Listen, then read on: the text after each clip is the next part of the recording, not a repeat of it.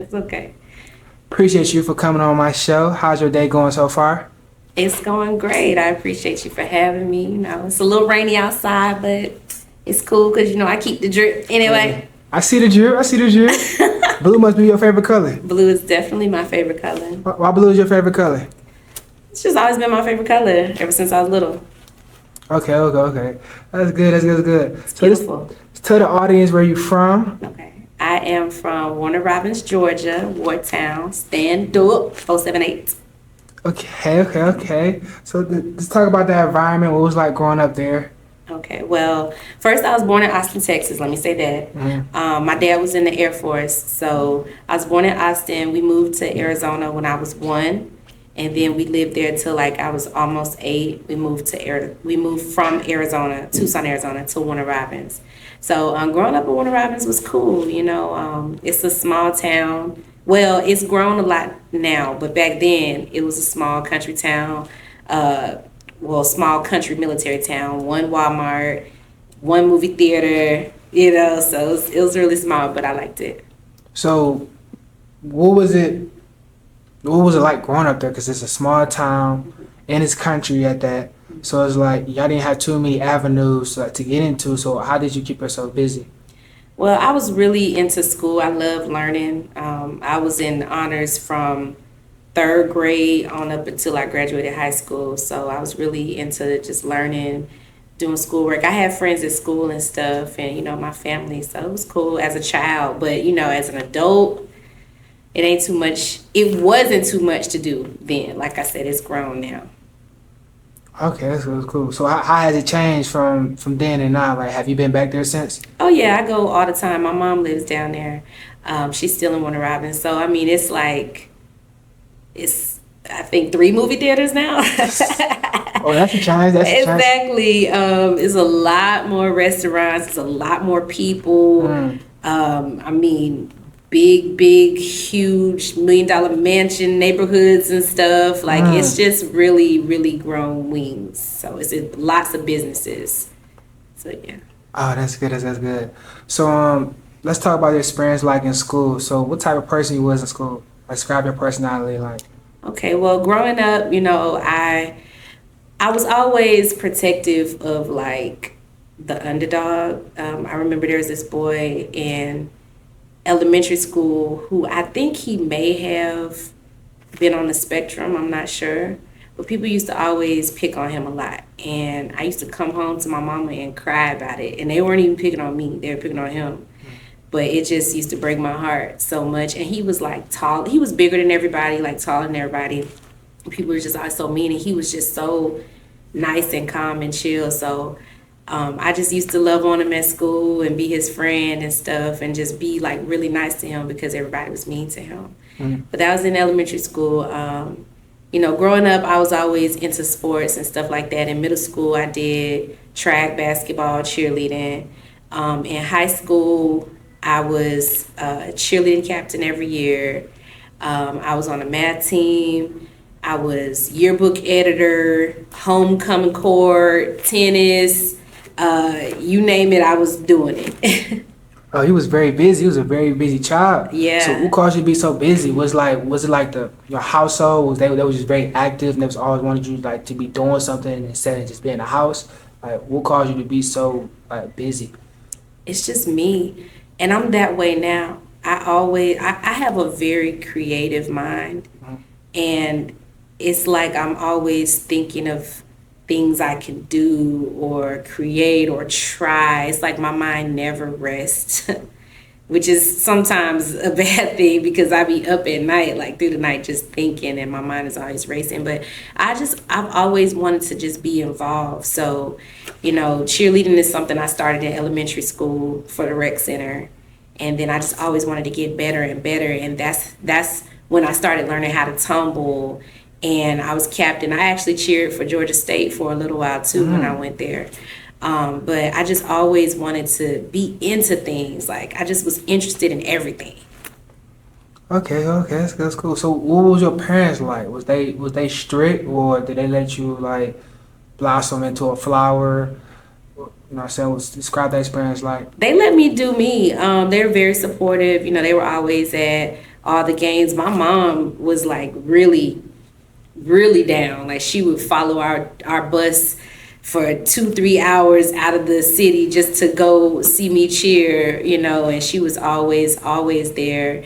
They never discouraged me from doing anything. They were very supportive, and you know, long as I kept my grades up, it was never a problem. So my mom was always like, "Oh, what do you want to do now? What you want to do now?" And I'd tell her, and okay, cool. That was that. I'm glad that they let me kind of explore my likes and things like that, because you know, it just helped build me creatively, I feel.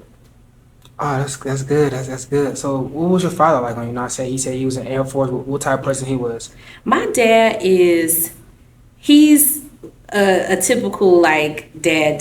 He works a lot, you know. He's a workaholic. He was in the Air Force. He always had a second job. He wasn't very like emotional. Like my mom was more nurturing, emotional.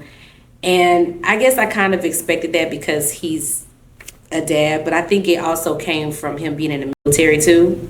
They kind of, from what I know, correct me if I'm wrong, but from what I know, they kind of strip you of that emotional side type of, and they just kind of make you like a soldier. But my dad was always cool, you know, he's always been sweet. He let me get away with everything. I remember one time I got in trouble, and he whooped me, and I couldn't believe it. And it did not hurt. It was real soft.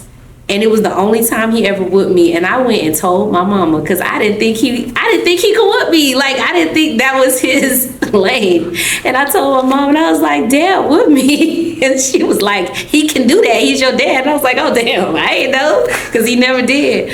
But I also remember back in Arizona when we lived out there. I was a little girl, and my mom was in college at the time. She was taking some courses, and my dad tried to do my hair because we were about to go pick her up from school. And he tried to do my hair, and he put my baby doll bows in my head instead of my hair bows. And I was crying. I threw such a temper tantrum, but I was like, "Dad, my hair is ugly." Not just being a brat, but he was always calm with me. He hardly ever yelled. I remember I would like go in his car because my dad would keep a bunch of change in his car all the time. And I would go in there and I sneak the change out and go to the store. And I remember bringing that up to him as an adult, and he was like, "That's where all my change went." But I'm like, you knew. My dad, he never would say no. He's the same way with my son now. My son be like, "Granddaddy never tells me no." I'm like, "Yeah, I know, because that's how it was with me." So did that strengthen your bond, like to be closer with your father because y'all had that special connection? No, I'm gonna keep it real. We're closer now as an adult than I was. My parents, they had like they were married for 19 years, but they had like a really toxic, dysfunctional marriage. So I was like way closer with my mom growing up, and I kind of like, you know, took her side because that was my mommy and I was always up under her. But as far as my dad may not have been the best husband to my mom, but he's always a great dad to me. And he was always there. So, but I didn't really foster like or cultivate a relationship with him as a child like that because he was always working or he was out doing whatever. But he was always there though for us. So we cool now. We're close now. He lives like 15 minutes from me. He got a key to my house. He pop up, don't call, don't knock, walk through the door like it's his house. So yeah, he's great. Both of my parents are great. Oh, that's good. That's good. So, what was like growing up with other siblings? So, how many siblings do you have so far? I have one brother. One brother. He's 6 years older than me. He actually inspired me to rap. I used to like write poetry all the time growing up. That's kind of how my writing started. And my dad used to always play like Warren G, Tupac, Snoop Dogg, Dr. Dre. He used to bump that type of music. And so that's where like my hip hop and my love for like lyrics came in. And then my brother used to rap like when he was in middle school. So that just kind of piqued my curiosity. So I started turning my poems into raps. And that's why I feel I'm so good lyrically, because I always was like writing and just trying to come up with creative rhyme schemes and stuff. So yeah, my brother, shout out to Jermaine. He's cool. Shout out to my brother Jermaine. Yeah. That's good. That's good. So you said you mentioned you was a cheerleader. What made you become a cheerleader? Like, what drew you to that sport? Did you become a cheerleader because your mother was a cheerleader? Like when she went to school, was it somewhere in your family, or that's just something that just kept you busy, just always kept you afloat? I can't remember what made me want to start. My mom was not a cheerleader, but I remember the first thing I ever tried was ballet when I was a little girl, like probably 6. And then I tried tap and jazz. Then I tried jazz and funk. Like, these were the names of the classes. And then I tried cheerleading, probably because just the dancing, rhythm, movement type of thing. I don't know what made me want to do cheerleading, but when I started it, I loved it. I loved it so much. That's good. I remember you said you played tennis. Now, what was that like playing tennis? Yeah. I rarely find too many people that play tennis. I'm saying. So what was that like? Tennis was not for me. I did it 1 year in high school, and it takes a lot. It takes a lot. So I commend anybody who does tennis. It takes a lot of endurance. It takes a lot of hand-eye coordination, skill. Shout out to Serena and Venus, because y'all got that on lock. But I mean, it was cool. It was something for me to try, but I just wasn't really that good at it, and I wasn't really that interested in it, to be honest. Okay, that's good. So let's get into our journey of music. So how did you discover music? Well, I discovered music through my parents. You know, they played music all the time. And I was always just vibing to it. My mom played a lot of Whitney, Mariah, Mary J. Blige. She also played a lot of old school music, like on the weekends when we would be cleaning up the house and stuff. And my dad played a lot of hip hop music, a lot of rap. So that's how it started. My love for music, my introduction to music was through my parents. Okay. So like, was your mom like a very like musicianal person? Like, was she a singer? Did she ever was involved in any type of in the music environment? Like, where did you get No, my mom was not into music. Not like personally. She did sing in the church though from time to time. But she wasn't actually like a musician. My dad, I don't know. My dad be talking. He claimed he used to make beats. I don't know if he just said that to try to relate to me or something. But I'm like, Dad, you ain't used to make no beats. He was like, oh, I did. But I don't know. He said he did. I ain't heard nothing from him. Okay, that's cool. So let's talk about how did you get to Atlanta? Well, I moved to Atlanta when I graduated from high school. A lot of my friends were going to Georgia Southern, which is in Statesboro. And I was like, I'm not finna go from one country town to another country town. Like, hell no. So I was like, well, I want to move to Atlanta. So I started looking up schools up here, and I saw Georgia State. And I'm like, oh, okay, it's smack dab downtown. So that was the only school I applied to. Got in, moved up to Atlanta, did my time at Georgia State, graduated, and I'm still here. Let's go. So what was you majoring in? I majored in sociology. I got my degree, my Bachelor of Arts in Sociology. So now what made you choose that major, and why sociology? What was it? Well, initially, I'm going to keep it 100. I started out trying to pursue nursing. So, and that's really difficult if it's not your passion like that.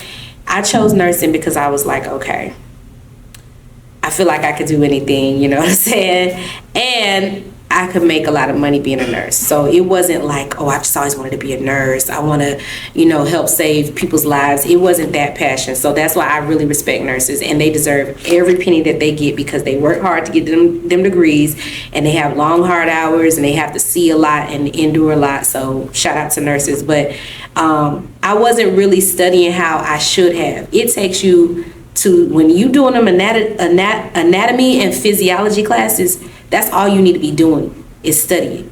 And I thought I could just, because I was always in honors, always getting A's and B's, I thought I could just do my thing because I'm smart, but it took a different level of studying, and I wasn't doing what I should have been doing. I wasn't that passionate about it, and it just didn't work out for me. So I was like, okay, what can I transition to where I can keep most of my credits, and and graduate. So I was like, let me try out sociology. It seems interesting. And I honestly ended up really, really, really liking a lot of the courses that I took with sociology. It was interesting. I was making all A's again and got my degree and was able to, move on. But yeah, that's how I ended up with sociology. And it's actually a dope major. So what did you learn from that major? So pretty much sociology teaches you about like society and why things are the way they are, what causes them to be that way. So we learned a lot about like different social injustices. I took a bunch of psychology classes, so I learned about, different personality disorders and things like that, and just like why pretty much like institutionalized racism, systemic oppression, those type of things that I learned about. And when you learn about that stuff, it's good. It definitely explains a lot, and it's an eye opener. But then it's also kind of like a downer, because you see so many things repeating themselves time and time over history, and you're like, when is it ever going to end? So it makes you kind of want to do something at the same time. Okay, so how can that relate to music for us? That's a good question. I mean, I feel like it's a good subject to speak on, especially so in the hip hop industry. I don't feel like it's that now, because social media has given people a broader sense of capabilities and possibilities. But at one point rappers were kind of doing like athletes. They were getting their money, blowing it, going broke, getting their money, blowing it, going broke. So I feel like if you teach people about the different things, what's the word? Hurdles that they might encounter along the way, it'll teach them to be smarter with their money, make better choices, because just like we just saw with Navy Federal, with them discriminating and giving people, not giving people mortgage loans because they were of color. You know what I'm saying? So if you teaching people, look, you already got these odds against you. You're already going to get paid less. You might get paid less because of oppression and racism in the workplace. You might not get a mortgage loan because you're going to get discriminated against by the mortgage company. So it might teach rappers and people in the industry, period, just to make smarter choices with the fast money that they get, so that they can create generational wealth and not be a byproduct of oppression from the system. So that's how you could incorporate it. I know that was like a long explanation, but no, that's good. That's good. So is it tough being like? Is it tough being a black woman in America? Like how tough it is for being a black woman in America, as far as like the environment that you're around. There's certain jobs you might not be able to, well, not necessarily get, but it may be harder for you because of who you is and your skin color too as well. Describe what's that like? Know what I'm saying, being a black woman in America. Excuse me. But musician at that point too as well. Well, I'll say this.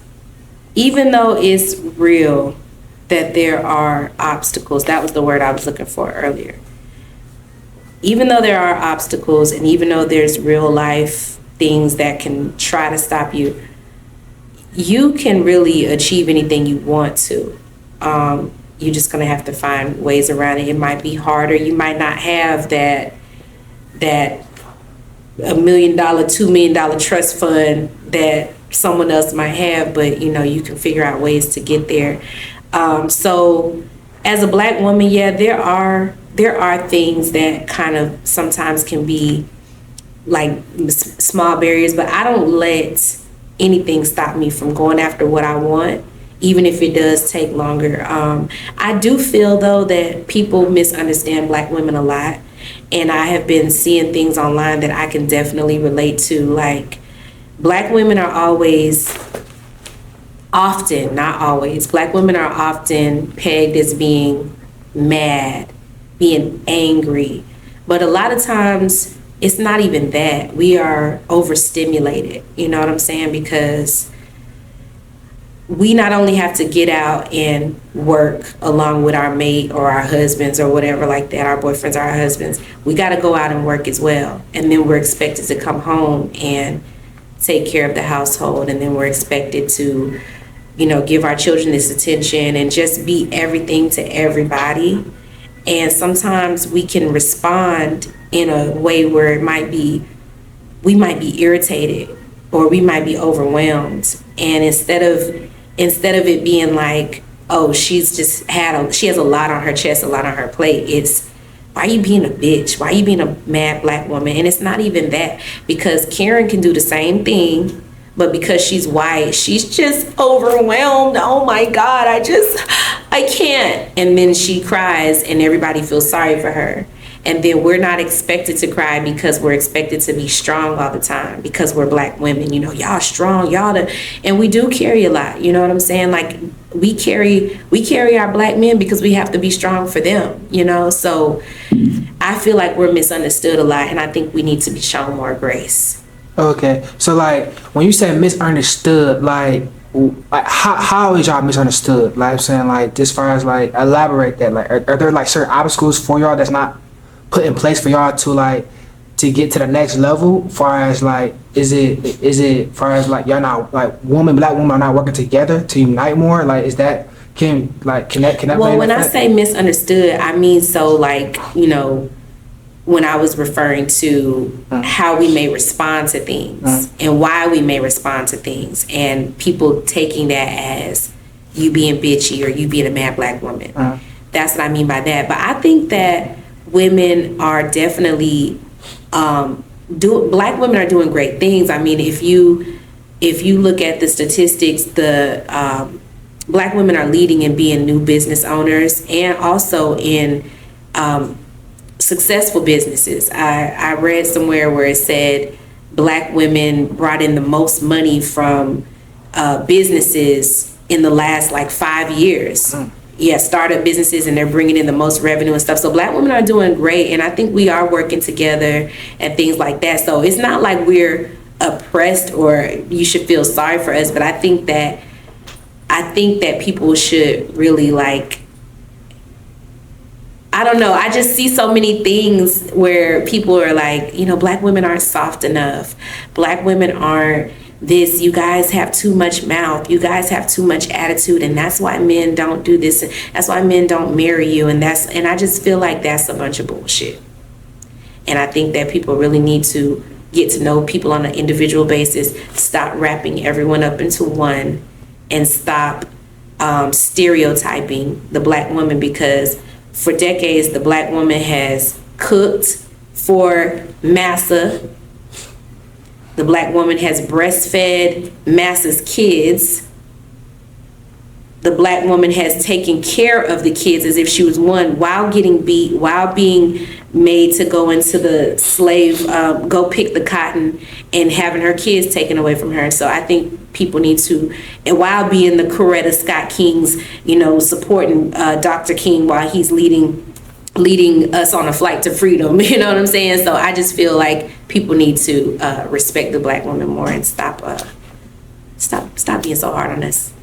That's cool. That's good. So what's it like being a mother, as far as like to your son? Like how has that bond like shaped you? I love being a mother. I promise you, I don't even really remember feeling the way I feel before I had my son.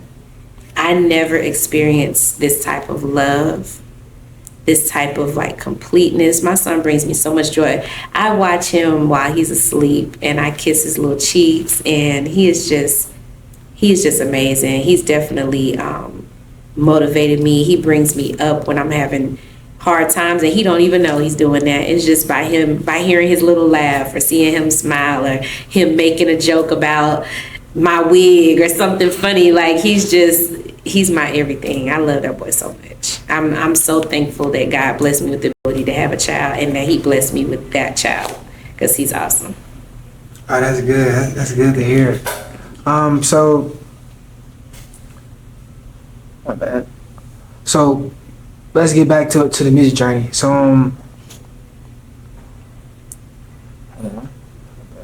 His name is Jordan, by the way. I didn't say it. oh, that's his name. Jordan, yeah. Okay, so like, do you have like special plans for him? Like, are you gonna raise him different from how you was raised, or like, how are you gonna bring him into a better life than you had, or give him more tools to exceed on a far greater level than you had? Well, even though my parents are great, I do feel like when you argue in front of kids, it's traumatizing. When you fight in front of kids, it's traumatizing. I'm not saying that they should never see disagreements, but you know, raising kids in a toxic environment is not healthy for them emotionally or mentally. So that's something that I have prided myself on not doing with my child. You know what I'm saying? I don't want him around with me and my partner. I don't want him witnessing me and my partner having arguments or whatever, because that type of stuff, I lived it, you know, like I lived it. So it makes a child's heart race. It makes them go in a room and cry. You get scared. You don't know if this might be the end for one parent, you know, because they're fighting. So I definitely make sure that I'm not raising my son in a toxic environment. I don't play that. And, you know, prayerfully when this music blows, hey, and the bad come, you know, I'll be able to take him around the world and we can travel and do things. I've taken him some places already, but I want to be able to really show him the world, and I want to see it too. Hell. Oh yeah, that's good. That's good. So when you say show him the world, like what things that you want him to show, like that you feel like that you didn't get, you know what I'm saying, when you was younger, or that you feel like it don't even gotta be about money, but far as just like the maybe the love, more support in certain areas, or more like what goals that you have for him in store to like see the world? Like is it more of like in a different way? Like just elaborate on that. Well, I will say this. Growing up, we did travel a lot. My parents took us everywhere. Like, honestly, we went to Disney World, Disneyland, SeaWorld, all that stuff. So that put the traveling bug in me as an adult. But I want to take my son like beyond, you know, international. I want to take him to China and Egypt and Australia, just all around the world, so he can see these things and just see different cultures and see that people live differently, you know, and it's amazing, you know, and I want us to have that culture shock and go places and experience different foods and see different animals and different people in their environment. So the farthest I've taken him so far is to Puerto Rico. I know that's part of the United States, but it's still different over there, you know, and he had a great time. He loved it. We had fun. We went last year.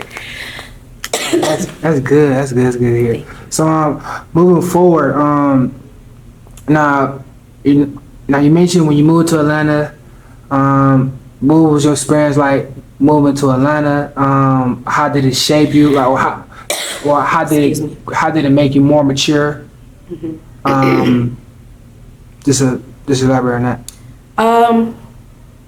Well, I feel like I always kind of been mature, and but coming up here it gave me a lot of independence. Excuse me. Moving to Atlanta gave me a lot of independence, and just being like on the college campus, you know, that too was a different experience. But I think just growing up with parents who kept me grounded and not on punishment, but who kept me level-headed, grounded, and you know, my mom made sure we went to church, stayed in church. You know, God's always been first in my life, so I feel like that played a big role in just keeping me level when I moved from Warner Robins to a big city. You know, I could have been caught up, you know, like I could have just been out there. You know, when you go to that big city life, you ain't been around that. A lot of people, they switch, but you know, I stayed myself. I didn't end up on the pole. And no shade to anybody. You get it how you live. Make the money, don't let it make you. But like those are the things that really could have for real occurred with me coming up here, going to school, going to college. But I just grinded it out and went through the struggle shit. Okay. What was that independency like? What was like to be independent? How did that make you feel? Did that make you feel like stronger? Because you were able to like do things where your parents not over your head and you can make your own decisions. Did that make you feel more empowered? Like, did you have more self-confidence in yourself because you were able to like make your own decisions to how has being independent? It did. I feel like a lot of that though also came from me being a teenager. Like my parents, they had their rules, but they just weren't like strict to where I couldn't do anything. They let me show them like my maturity and show them my independence. So when I came up here, it was just another level to it. I remember, I got my first car when I moved up to Atlanta. I was 19, and it was a brand new car off the lot. It was a brand new Honda Civic, and I didn't have enough credit established. So my mom's credit was good, and she was like, look, I'm going to co-sign for this car. It was a 2006 Honda Civic, brand new. And she was like, I'm going to co-sign for this car, and I'm going to trust that you're going to make every payment on it. And I did that. And that's the type of like maturity I showed my parents. And they just trusted me. Like she knew I wasn't going to not pay this car and mess up her credit. I made every payment on time for 5 years and paid that car off and showed her, I earned my, my trust. So that's good. That's good. Thank you. So how does the music scene in Atlanta influence your work? And what local venues have you performed at? The music scene influences me a lot because there's always something going on. It's always something that you could take part in to either network or perform at or just, check out other talent. I just recently performed a couple months ago at the Georgia State Homecoming Show, which was lit. I opened for 2 Chainz and I opened for K-Camp. And that was really, really dope. And then I performed 2 weeks ago at the Coalition DJ's 16th anniversary show. So I performed, PCMG performed Clay James and Pimpin' Pablo and Messiah Pimp Sweet Tooth. Lord, I'm getting the pimps messed up. They performed also. Erica Banks was there, Krishan Rock, Gloss the Boss, Killer Mike. It was a lot of people, so that was a lit show too. That was just a couple weeks ago. Oh wow! So what was it like opening up for 2 Chainz and K-Camp? It was dope, man. It was really dope. It was at the Bank. It was a nice venue, nice stage, and it just really made me proud of myself because I'm like, these are the moments that I've been working for. Like I'm really about to be on the same stage, like sharing the same stage for, 2 Chainz, somebody who I look up to, and K-Camp, somebody who I respect, and it was really dope. It was great, and it was a great reaction from the crowd, and yeah, it's exciting. The stages just keep getting bigger and bigger and bigger. So, that's good. Thank you. Did you end up going backstage and ran into him like K-Camp, 2 Chainz? Was you able to sit down and speak to him or? No, I wasn't. Honestly, they had a large entourage and security and all that. And because it was in a venue where it's loud music and stuff, to me, like, that ain't really the time, you know what I'm saying, to really try to chop it up. I mean, if it would have been less excitement going on, I could have gone it just to introduce myself, but to sell myself to them, like, hey, I'm Marle Blu, check me out, like that another time. Maybe if it's at a brunch where the music ain't too loud and it's a networking event or it's a label party, maybe something like that. But no, I didn't get a chance to. Okay. So that's the next question. Which Atlanta-based artists are you most inspired by, and how has the local art community impact your career? Well, I really like I like Future, he's huge. Lil Baby, Lotto, they're doing big things, and they're from Atlanta. And what was the second part of the question? How has the local art community impacted your career? The local art community has impacted my career. I guess just by all of the different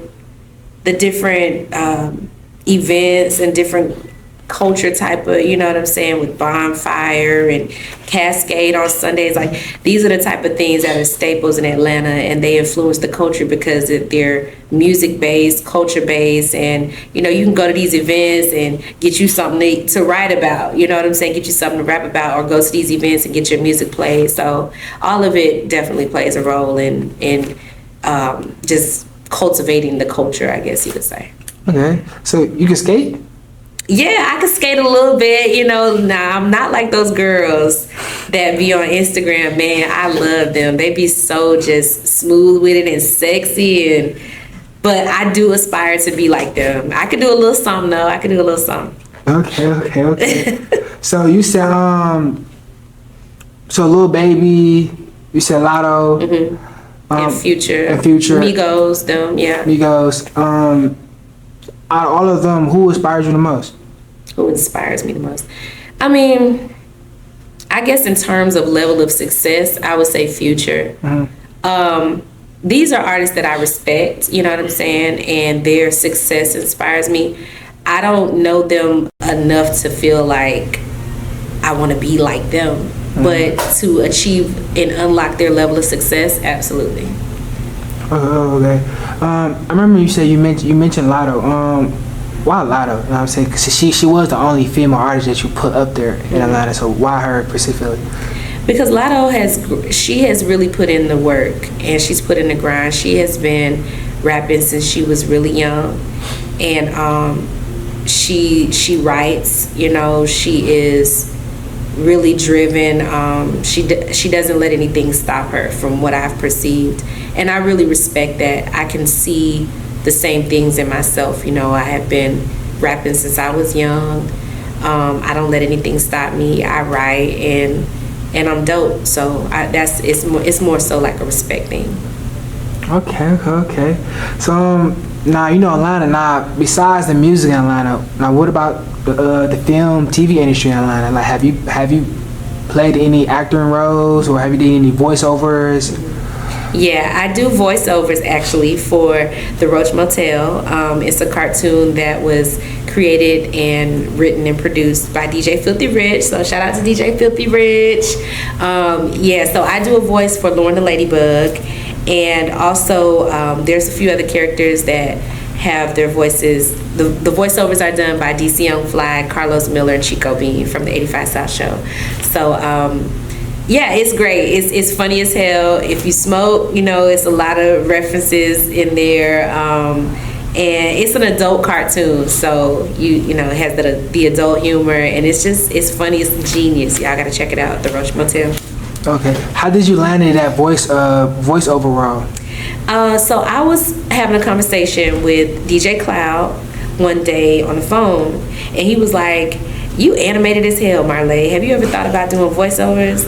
And I was like, "Yeah, I actually want to. I've always wanted to get into that some type of way."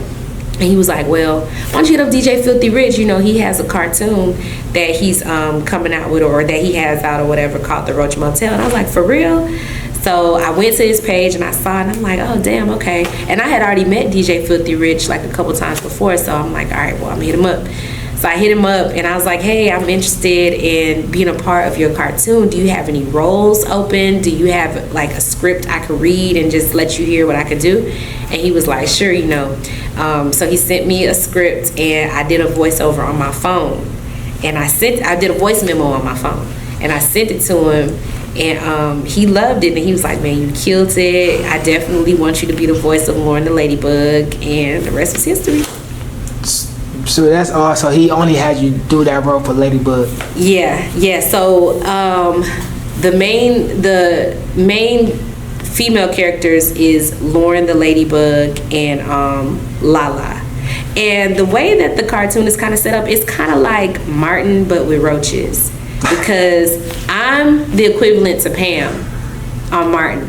Okay. I'm Lala's best friend, and I'm annoying. I get on Ray's nerves. So, and that's her boyfriend. So, yeah. Okay. And he's the Martin, and Lala is the Gina. So it's kind of set up like that. It's funny. You gotta check it out. Oh yeah, I'm most definitely gonna check it out. So are there any other voiceover roles that you also been part of besides that one, or are you or? Okay, so do you have any future projects for voiceover roles or any acting roles? Well, a continuous thing is my part on my role with the Roach Motel, and so be on the lookout for everything Roach Motel TV coming soon. Also, my album Violets Are Blue is dropping on February 9th. That's my mama's birthday, and it's really, really, really dope. It's a personal, intimate look into me as a person, as an artist, and it's a totally different vibe. I know y'all used to Marle twerking in the bathroom and all that stuff, but this is a totally different vibe. You know, this is my soft girl era, cuffing season. At the same time, a little toxic. So it's really, really dope. It's a well balanced project, and it's giving tea. So if you nosy, listen. And Violets Are Blue. And I want to shout out 700 House and my team that helped me make this beautiful, beautiful project, and PCMG, my new team that has merged with us for helping taking this project to the next level. Everything is looking up from here, so yeah. Congratulations. So how did you come up with the art cover, the title?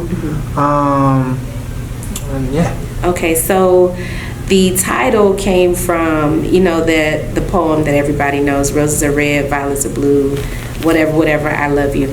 So I was like, that kind of goes into the whole romantic vibe. That's a historically romantic poem there. And I took the violets are blue because I'm Marle Blu, so that's where I got that from.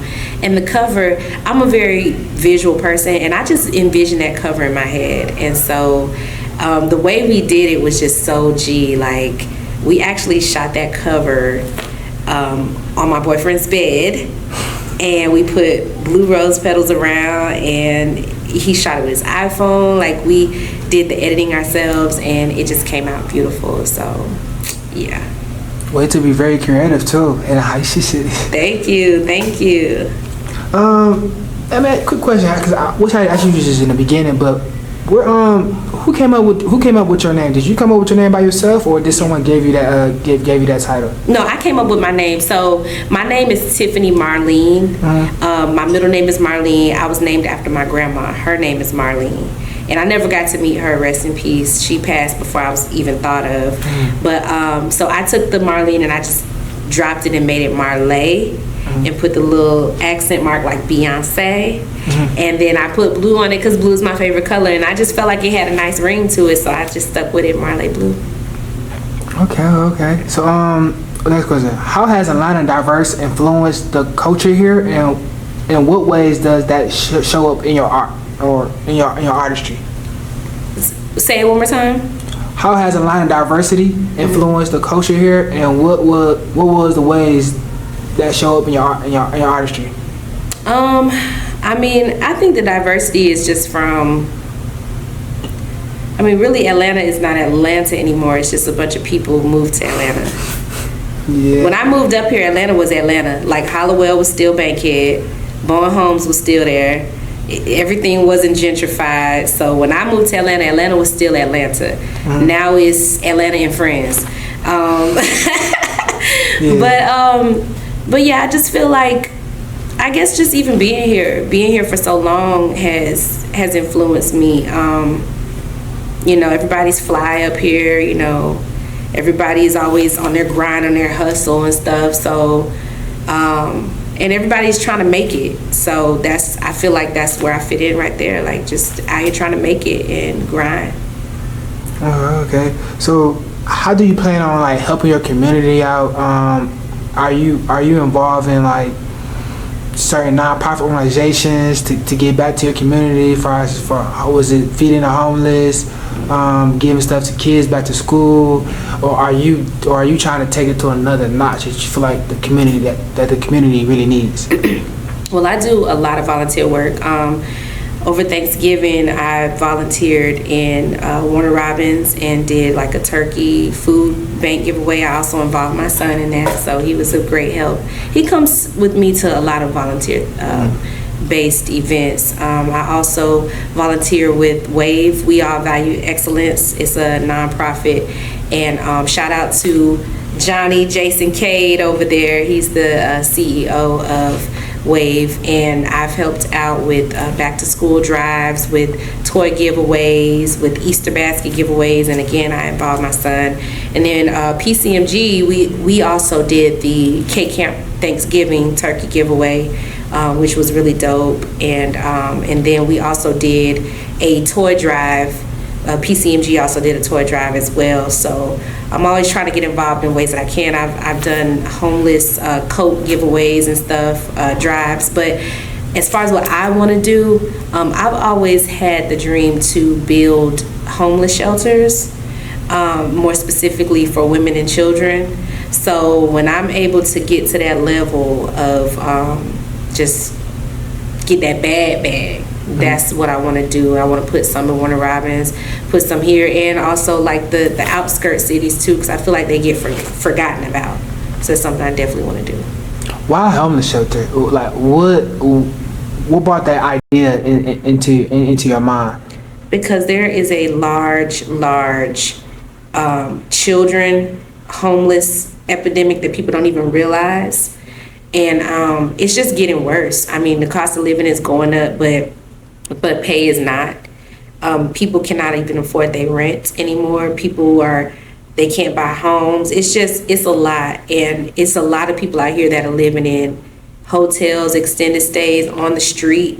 And it's just really, really hard. So I want to be able to help in any way that I can. You know what I'm saying? Like, I know that I'm not going to be able to save the world, but if I can help get hundreds, thousands of people off the street, and into a safe place and a nice place, then that's what I want to do.